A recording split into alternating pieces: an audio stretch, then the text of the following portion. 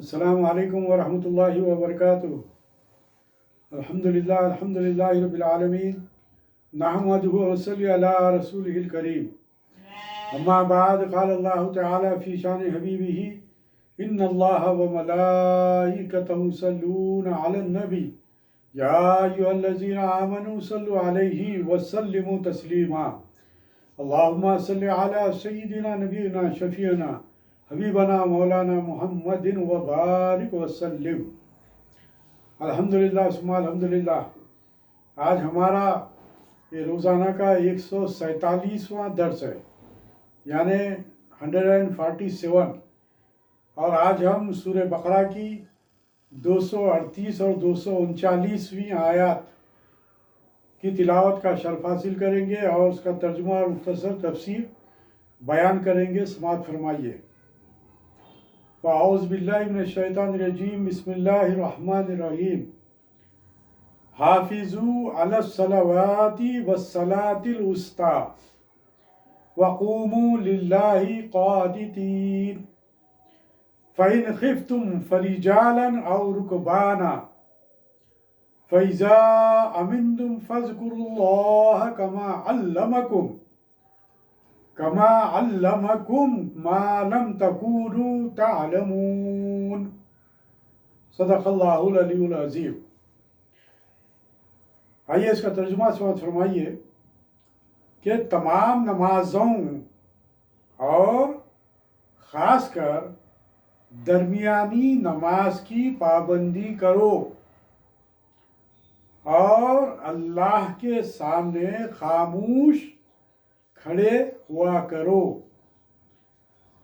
پس اگر دشمن یا کسی کا خوف ہو تو پیدل یا سوار جیسے بن پڑے نماز ادا کر لو۔ پھر جب خوف نہ رہے تو جس طرح اللہ نے تم کو سکھایا ہے، جسے تم نہیں جانتے تھے، اسی طرح اللہ کو یاد کیا کرو۔ حافظوا علی الصلوات، سب نمازوں سے خبردار رہو، یعنی نمازوں کی پابندی کرو۔ عالموں نے نماز کی پابندی کے 3 درجے بتائے ہیں۔ سب سے پہلا درجہ تو یہ ہے کہ نماز وقت پر پڑھی جائے اور فرائض و واجبات بھی نہ چھوڑے جائیں۔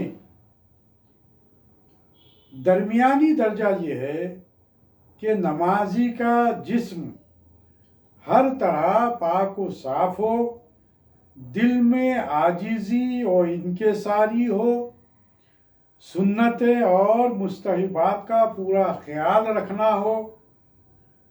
سب سے اعلیٰ درجہ یہ ہے کہ یہ سمجھ کر نماز پڑھی جائے گویا نمازی اللہ تعالیٰ کو دیکھ رہا ہے، اور اسے یہ بھی احساس ہو کہ اللہ تعالیٰ نمازی کو دیکھ رہا ہے۔ الصلوات الوسطی، بیچ والی نماز۔ اس بیچ والی درمیانی نماز سے مراد عصر کی نماز ہے۔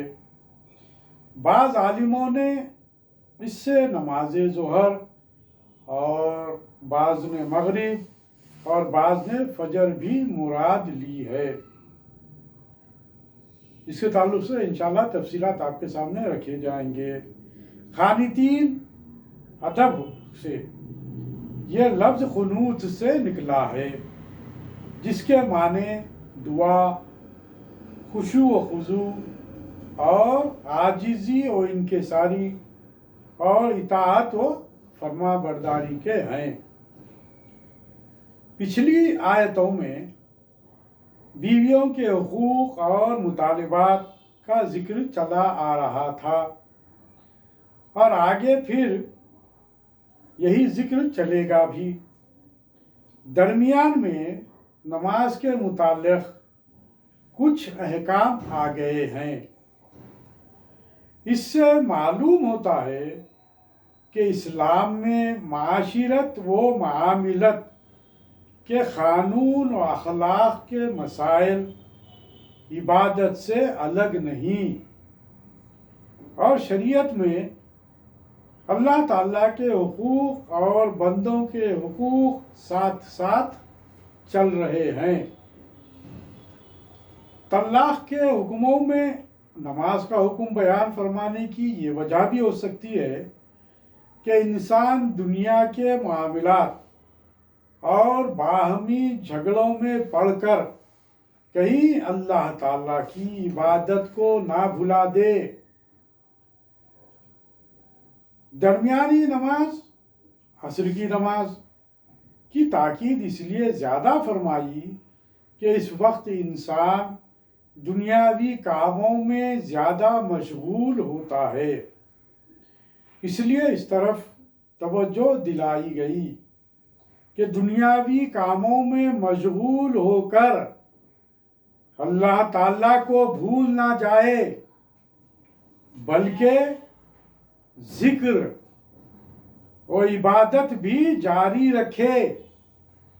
یہاں خوف اور امن کے اوقات میں نماز کے احکام بھی بتا دیے گئے ہیں۔ اگر لڑائی اور دشمن سے خوف کا وقت ہو تو پیادہ اور سواری پر اشارے سے نماز پڑھ لینا چاہیے۔ اس سے یہ بات واضح ہو جاتی ہے کہ نماز کی کس قدر اہمیت ہے کہ بہرحال ہر حال میں نماز ادا کرنا ہے۔ نماز کو آپ ترک کسی بھی صورت میں نہیں کر سکتے۔ جب جنگ کی حالت میں، خوف کی حالت میں نماز ترک نہیں کر سکتے تو پرامن حالات میں جس طرح ہماری زندگی گزر رہی ہے، پرسکون حالات میں خوشحال ہماری زندگی گزر رہی ہے، ایسے حالات میں نماز کس طرح چھوڑی جا سکتی ہے؟ اس لیے نماز کو کسی بھی حالت میں ترک نہ کریں، کیونکہ نماز افضل ترین عبادت ہے، اور نماز ہی سے متعلق قرآن مجید میں جو احکامات آئے ہیں اس پر ہم غور کریں تو یہ بات ہمارے سامنے آ جاتی ہے کہ نماز ہر حال میں ادا کرنا ہے۔ اور احادیث میں یہ بات آتی ہے کہ قیامت کے دن سب سے پہلے آپ کا جو سوال ہوگا وہ نماز سے متعلق ہی سوال ہوگا۔ جس کی نمازیں پوری ہوں گی، بعد کے جو معاملات ہیں وہ آسان ہو جائیں گے۔ نماز کو سرکار دو عالم صلی اللہ علیہ وسلم نے اپنی آنکھوں کی ٹھنڈک قرار دیا ہے۔ نماز یہ ایک ایسی عبادت ہے، ایسا فرض ہے جو اللہ تبارک و تعالیٰ نے معراج کی شب سرکار دو عالم صلی اللہ علیہ وسلم کو بلا کر تحفہ عطا کیا، اور نماز کی فرضیت کے تعلق سے سرکار دو عالم صلی اللہ علیہ وسلم نے بہت سی احادیث میں تاکید فرمائی ہے، اور یہاں تک بھی آیا ہے کہ باجماعت نماز ادا کریں۔ بالخصوص مردوں کے لیے حکم یہ ہے کہ باجماعت نماز ادا کریں، حتیٰ کہ حدیث شریف میں یہ بات آتی ہے جس کا مفہوم یہ ہے کہ میں چاہتا ہوں کہ ان گھروں کو جا کر آگ لگا دوں۔ اب آپ غور فرمائیے کہ ان گھروں کو جا کر آگ لگا دوں جہاں پر لوگ جماعت سے نماز ادا نہیں کر گھروں میں اپنی نمازیں ادا کرتے ہیں، بغیر کسی بھی قسم کی معذوری کے، بغیر کسی مجبوری کے۔ وہ لوگ جو گھروں میں نماز ادا کرتے ہیں ان سے متعلق سرکار دو عالم صلی اللہ علیہ وسلم نے یہ حدیث بیان فرمائی، جس کا مفہوم آپ کے سامنے میں نے رکھا۔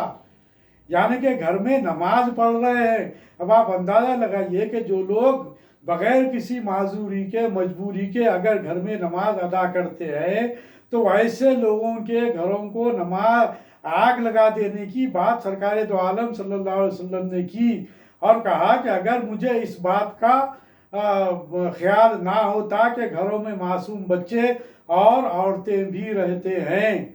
اس سے یہ اندازہ لگا لیجئے کہ باجماعت نماز کی کس قدر اہمیت ہے۔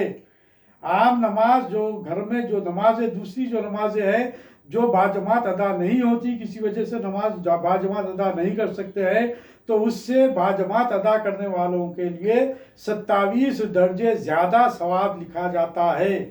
یہ نماز کی فرضیت اور اس کی اہمیت یہاں پر جو ہے سو سرکار صلی اللہ علیہ وسلم کے حدیث میں ہمارے سامنے آتی ہے۔ لہٰذا ہر مسلمان کو چاہیے کہ وہ نماز کی پابندی کرے، ہر حال میں نماز کی پابندی کرے۔ آئیے ان آیات سے متعلق تفسیر ہم سماعت کریں، غور فرمائیں گے انشاءاللہ تعالی۔ آپ ہم سب مل کر اس پر غور و فکر کریں۔ حافظوا علی الصلوات، حافظو محافظت سے بنا، جس میں شرکت بھی ہے اور مبالغہ بھی۔ یہاں دونوں معنی ہی بن سکتے ہیں۔ مبالغہ یہ ہے کہ اسے ہمیشہ پڑھنا، وقت پر پڑھنا، فرائض و واجبات کا خیال رکھنا، سنت و مستحبات کا لحاظ رکھنا، حضور قلبی سے ادا کرنا مراد ہو۔ یعنی یہاں پر یہ بات بتلائی گئی کہ اکثر یہ بات دیکھی جاتی ہے یا دیکھی جا رہی ہے کہ لوگ صرف فرض نمازیں ادا کر کر چلے جا رہے ہیں۔ ہاں، اگر وہ لوگ سنت و نوافل گھروں میں جا کر ادا کرتے ہیں تو وہ بہتر ہے، کیونکہ احادیث میں یہ بات بھی آتی ہے کہ فرض نمازیں جماعت کے ساتھ مسجد میں ادا کریں اور سنن و نوافل و مستحبات گھروں میں ادا کریں۔ اس کی ایک سب سے بڑی وجہ یہ ہے کہ جب آپ نماز گھر میں پڑھیں گے جو سنن و نوافل اور مستحبات ہے تو اس کا اثر گھر والوں پر بھی پڑے گا اور گھروں میں رحمتیں اور برکتیں نازل ہوں گی۔ بچے اس سے متاثر ہوں گے، دیکھیں گے، عورتیں دیکھیں گے تو ان پر بھی جو ہے اس کا اثر ہوگا اور وہ لوگ بھی نماز کے پابند ہوں گے۔ یہ تمام چیزیں ہر چیز میں ایک مصلحت ہوتی ہے، تو اسی لیے یہاں پر بات کہی گئی کہ مستحبات سنتیں وغیرہ بھی یہ سب واجبات بھی ادا کرے۔ صرف فرض نماز ادا کر لینا مناسب عمل نہیں ہے۔ اور دوسری بات جو بیان کی گئی کہ حضور قلبی کے ساتھ، یعنی کہ خشوع و خضوع کے ساتھ نماز ادا کریں، پورے آداب کے ساتھ نماز ادا کریں کہ اللہ تبارک و تعالیٰ ہم کو دیکھ رہا ہے اور ہم اللہ تبارک و تعالیٰ کو دیکھ رہے ہیں۔ ان احساسات کے ساتھ جب آپ نماز پڑھیں گے تو نماز میں خشوع و خضوع پیدا ہوگا۔ اور دوسری بات یہ بیان کی گئی کہ اور شرکت یہ کہ انسان نماز کی حفاظت کرے کہ اسے خزا نہ ہونے دے، یعنی کہ نماز کو کسی بھی طریقے سے چھوٹنے نہ پائے، اور نماز انسان کی حفاظت کرے کہ اسے گناہوں سے، بلاؤں سے، عذاب آخرت سے بچائے۔ اس طرح نماز کی برکت سے انسان گناہوں سے بچ جاتا ہے، مرتے وقت خاتمہ بالخیر ہوتا ہے، جیسا کہ قرآن و حدیث سے ثابت ہے۔ خبر میں حساب نہیں ہونے دیتی کہ بندہ وہاں اٹھتے ہی کہتا ہے عصر جاری ہے، مجھے نماز پڑھ لینے دو۔ حشر میں سب سے پہلے نماز کا حساب ہوگا، اگر اس میں پاس ہو گیا تو پھر آگے خیریت ہے۔ انسان نماز کی حفاظت کرے اور رب اس کی، یعنی کہ جب کوئی انسان نمازوں کی حفاظت کرتا ہے اور پابندی سے نمازیں ادا کرتا ہے تو اللہ تبارک و تعالیٰ اس کی حفاظت کرتا ہے۔ جیسا کہ حدیث میں روایت میں بھی یہ بات آتی ہے کہ کوئی نمازی جو نماز ادا کرتا ہے، کوئی مسلمان جب نماز ادا کرتا ہے تو اگر فجر کی نماز ادا کر دیا تو اس کو جو ہے سو ظہر کی نماز تک اللہ تبارک و تعالیٰ اس کی حفاظت کرتا ہے فرشتوں کے ذریعے۔ اسی طریقے سے ظہر کی نماز پڑھنے کے بعد اسے خیال ہوتا ہے کہ عصر کی نماز مجھے ادا کرنا ہے تو اس وقت تک اللہ تعالیٰ حفاظت کرتا ہے۔ اسی طریقے سے تمام نمازوں کے درمیان میں مسلمان کو جب اس بات کی فکر رہتی ہے کہ مجھے اگلی نماز ادا کرنا ہے تو اللہ تعالیٰ اس کی حفاظت کرتا ہے اور اسے برائیوں سے بچائے رکھتا ہے۔ اب آپ اندازہ لگا لیجئے کہ اگر کسی کے دل میں یہ بات ہے کہ مجھے نماز دوسری ادا کرنا ہے تو وہ لازمی بات ہے کہ وہ تمام برے کاموں سے رکا رہے گا، اس لیے کہ نماز کے لیے پاکیزہ ہونا ضروری ہے، پاک ہونا ضروری ہے، اس کے لباس پاک ہونا ضروری ہے، اس کا جسم پاک ہونا ضروری ہے۔ جب یہ تمام چیزوں کی جب اس کو فکر رہے گی تو لازمی بات ہے کہ وہ پاک رہے گا، کیونکہ اس کو نماز ادا کرنے کا ہے، اور جب نماز ادا کرنا ہے تو اس کو تمام ان مراحل سے جو ہے سو گزرنا پڑے گا۔ تو اس طریقے سے اس کی ساری زندگی جو ہے سو پاکیزہ ہوگی، پاک بازی کی اس کی زندگی گزرے گی۔ اس لیے ہم کو چاہیے کہ ایک نماز کے بعد دوسرے نماز کی فکر کریں، اور مومن کی جو صفات بیان کی گئی ہے وہ یہی حدیث میں جو بات آتی ہے کہ مومن وہی ہے جو ایک نماز کے بعد دوسرے نماز کی فکر میں رہتا ہے۔ اے مسلمانوں، آپس میں ایک دوسرے کو نماز کا محافظ و پابند بناؤ کہ ہر دوست دوسرے دوست کو پابند کرنے کی کوشش کریں، خاوند شوہر یعنی کہ بیوی کو اور بیوی شوہر کو۔ ہر مسلمان ایک دوسرے کو نماز کا پابند بنائے۔ احادیث میں یہ بات آتی ہے کہ جب کبھی بھی نماز کا معاملہ ہوتا اور اگر شوہر اٹھ جاتا تو محبت سے وہ اپنی بیوی کو اٹھاتا کہ اٹھو نماز کا ٹائم ہو گیا، بچوں کو اٹھاتے کہ اٹھو نماز کا وقت ہو گیا۔ اسی طرح اگر بیوی کی آنکھ پہلے اٹھ گئی تو بیوی جو ہے سو شوہر کو اٹھاتی ہے اور بچوں کو اٹھاتی ہے کہ اٹھیے نماز کا وقت ہو چکا ہے۔ اس طرح ایک دوسرے کو جو ہے سو نیکی کے کام میں اور مدد کرتے ہیں۔ اس طریقے سے نمازوں کے لیے ایک دوسرے کے لیے مدد کرتے ہیں، انہیں نمازی بنانے کی کوشش کرتے ہیں اور نماز کا پابند کرتے ہیں۔ تو سب سے پہلا حق تو لازمی بات ہے کہ بیوی کا شوہر پر ہے، شوہر کا بیوی پر ہے، اور ماں باپ کا بچوں پر ہے۔ تو ماں باپ کو چاہیے کہ وہ بچوں کو نماز کا پابند بنائیں، بچوں کو نماز کے تعلق سے ان کے دلوں میں وہ بات پیدا کرے، اور بچے جب جوان ہو جاتے ہیں تو اس وقت پھر جو ہے سو اس بات کا بھی احساس رکھے کہ بچوں کو جو ہے سو محبت سے تمام چیزوں کو بتائیں۔ اسی لیے حکم یہ ہے کہ 10 سال کی عمر سے نماز کے لیے بچوں کو پابند کرنے کی کوشش کریں تاکہ وہ عادی ہو جائیں۔ اب یہ اور بات ہے کہ بعض بدبخت اولاد بھی ہوتی ہے کہ وہ بڑے ہونے کے بعد بھی جو ہے سو بچپنے میں تو نمازیں ادا کرتے ہیں، ماں باپ لے کر جاتے ہیں، لیکن جب ماں باپ دوسرے کاموں میں مشغول ہو جاتے ہیں، اپنی ذمہ داریوں میں مشغول ہو جاتے ہیں، اور جب بچے جوان ہو جاتے ہیں اور جب انہیں بچوں کو سمجھایا جاتا ہے کہ نماز کی پابندی کرو تو وہ نماز کے لیے نہیں اٹھتے۔ تو یہاں پر یہ ان کی بدبختی ہے کہ وہ جو بستر پر سوتے ہیں وہ آگ کے بستر پر سوتے ہیں۔ ان کو اس بات کا احساس دلانا چاہیے کہ ایک نماز اگر چھوٹ جائے تو وہ دوزخ کے بستر پر سو رہے ہیں، یا پھر دوزخ کے کاموں میں، دنیا کے کاموں میں مشغول ہو کر ایک نماز کو اگر ترک کر رہے ہیں تو دنیاوی منفعت بھی اگر انہیں کچھ حاصل ہو جائے تو بھی یہ سمجھیے کہ وہ آپ کو دوزخ میں لے کر جانے والی مصروفیت ہے۔ لہٰذا نمازوں کی حفاظت کریں اور اولاد کو نمازوں سے پابند کریں تاکہ وہ دوزخ کے دہانے نہ کھڑے ہوں، دوزخ کے دہانے نہ ہوں اور دوزخ میں نہ گریں۔ لہٰذا خیال رکھو کہ رب تعالیٰ نے دوسری عبادتوں کے ادا کرنے کا حکم دیا، زکوٰۃ، روزہ، حج وغیرہ، مگر نماز ادا کرنے کا کہیں حکم نہ دیا، بلکہ یا اس کے قائم کرنے کا حکم دیا یا اس کی حفاظت کا کہیں فرمایا اقیموا الصلاۃ اور کہیں فرمایا حافظوا علی الصلاۃ، کیونکہ نماز عموماً نفس پر گراں گزرتی ہے۔ اللہم حفظنا من کل بلاء دنیا و عذاب الآخرہ۔ اے باری تعالیٰ نمازوں سے ہمیں انسیت پیدا کر دے، دلوں میں اے باری تعالیٰ نماز کے تعلق سے محبت پیدا کر دے۔ اکثر مسلمان نماز پر ہی آ کر فیل ہو جاتے ہیں۔ مسلمانوں کے چھوٹے بچے ضد کر کے روزہ رکھتے ہیں مگر نماز سے بڑے بوڑھے بھی دل چراتے ہیں۔ اس لیے نماز ہی کا حکم بہت جگہ دیا گیا، اور اقیموا الصلاۃ حافظوا سے تاکیدی حکم دیا گیا۔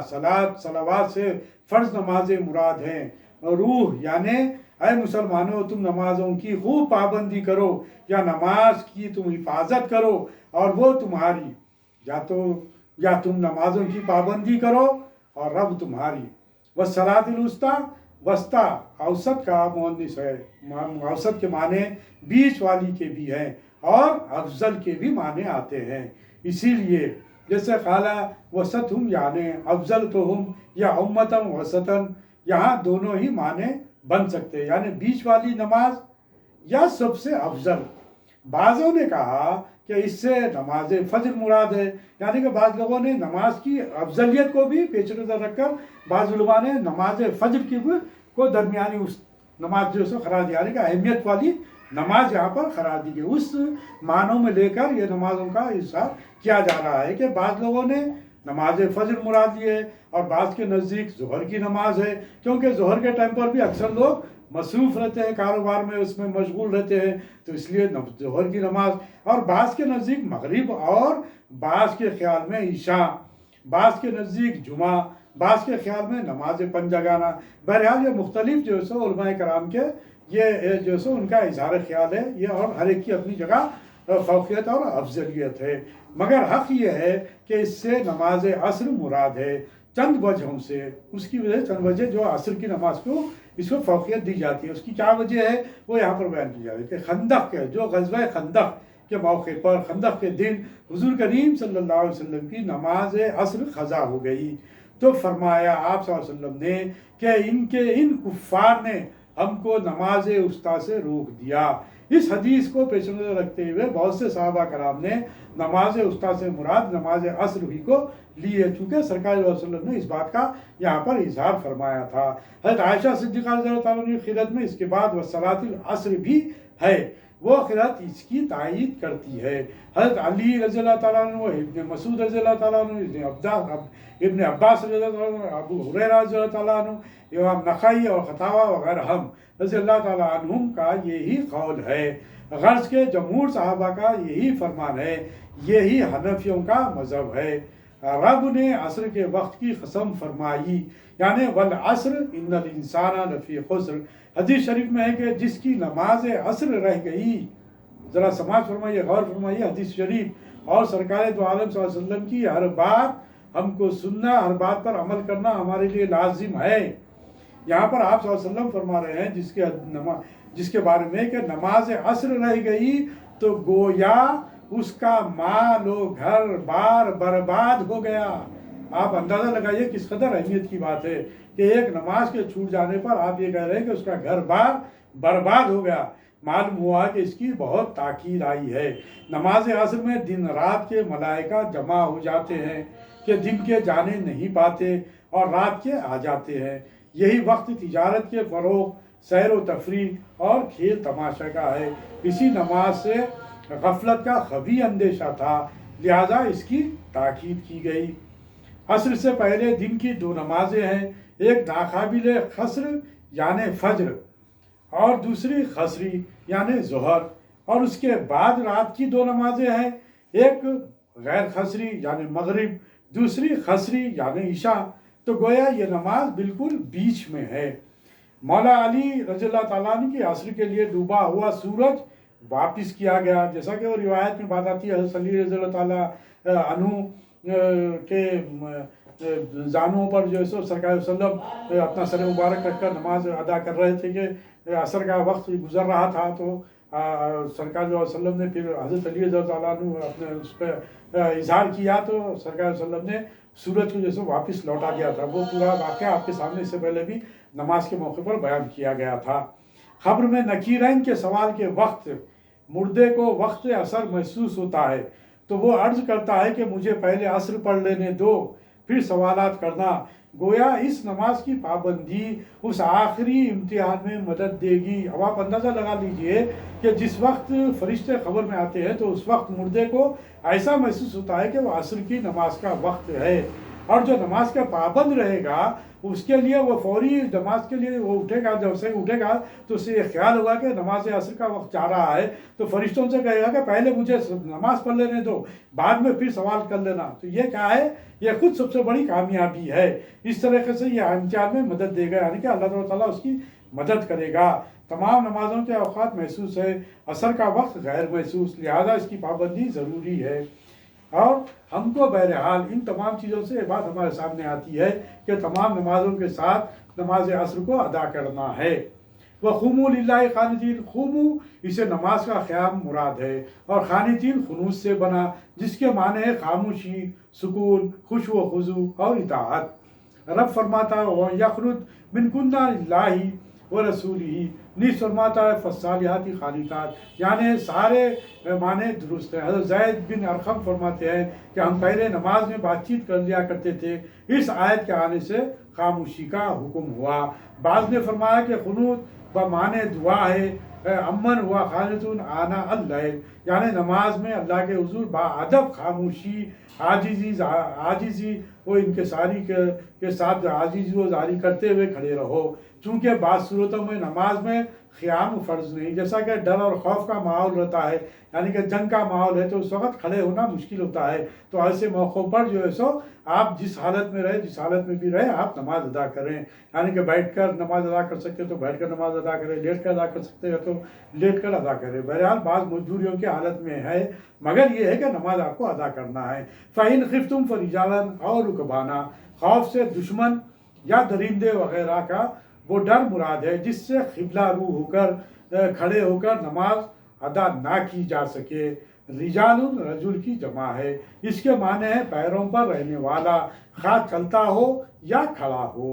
رکبان راکب کی جمع ہے، یہ رجال پر معطوف ہو کر اسی ذوالجلال کا حال ہے، یعنی اگر تمہیں سخت خوف اور ڈر کی وجہ سے قیام ناممکن ہو تو چلتے ہوئے یا سواری پر ہی نماز پڑھ لو۔ اس کے تعلق سے بھی ہم گزشتہ آیات میں بیان کر چکے ہیں۔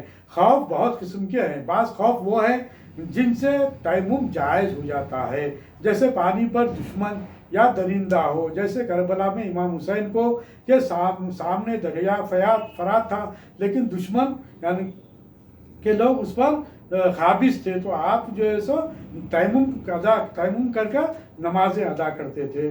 یا پانی کے استعمال سے موت یا بیماری کا خوف، بعض خوف وہ ہے جن میں نماز خوف پڑھی جاتی ہے، جس کا ذکر سورۃ النساء میں آیا ہے کہ وَإِذَا كُنْتُ فِيهِمْ فَأَقَمْتَ لَهُمُ الصَّلَاةَ فَلْتَقُمْ طَائِفَةٌ مِّنْهُمْ مَعَكَ، اور بعض خوف وہ ہے اس میں چلتے پھرتے سواری پر نماز ہوتی ہے، جیسے اس آیت میں بیان کیا گیا کہ فَإِذَا أَمِنْتُمْ فَاذْكُرُوا اللَّهَ كَمَا عَلَّمَكُمْ، امن سے خوف اٹھ جانا، اور ذکر اللہ سے نماز مراد ہے، اور کما علمکم سے اس کا باقاعدہ ادا کرنا، یعنی جب کہ تم امن میں آ جاؤ اور خوف جاتا رہے تو پھر اسی طرح نماز پڑھو جس طرح رب نے تمہیں بواسطہ پیغمبر سکھائی ہے۔ یعنی کہ صلی اللہ علیہ وسلم کی وہ حدیث ہے کہ صلی اللہ علیہ وسلم نے ارشاد فرمایا، جس کا مفہوم یہ ہے کہ تم نماز ادا کرو، تم نماز پڑھو اس طرح جس طرح تم مجھے نماز پڑھتے ہوئے دیکھتے ہو۔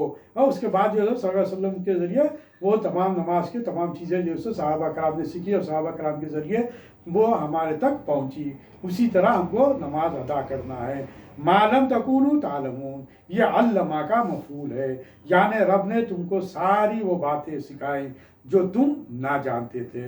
اللہ تعالیٰ کا یہ فضل و کرم ہے کہ وہ تمام باتیں اللہ تعالیٰ نے ہمیں سرکار دو عالم صلی اللہ علیہ وسلم کے ذریعے اور قرآن مجید کے ذریعے ہم کو تمام احکام سے ہم کو واقف فرمایا، جس کا ہم جس قدر بھی اللہ تعالیٰ کا شکر ادا کریں وہ کم ہے۔ اللہ تعالیٰ سے دعا ہے کہ بار تعالیٰ ہمارے لیے ہر کام کو آسان کر دے۔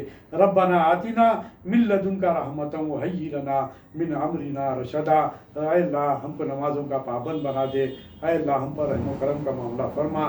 سبحانک اللہم وبحمدک، اشہد ان لا الہ الا انت، نستغفرک ونتوب الیک، بفضل سبحان ربک رب العزۃ عما یصفون، وسلام علی المرسلین، والحمد للہ رب العالمین۔